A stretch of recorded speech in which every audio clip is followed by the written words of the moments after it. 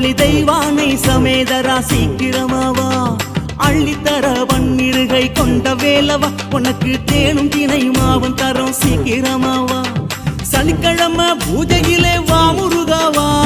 சனிக்கிழமை பூஜையிலே வா முருகாவா திருப்பதி மலைச்சாமி மாமனையும் கூட கூட்டிவா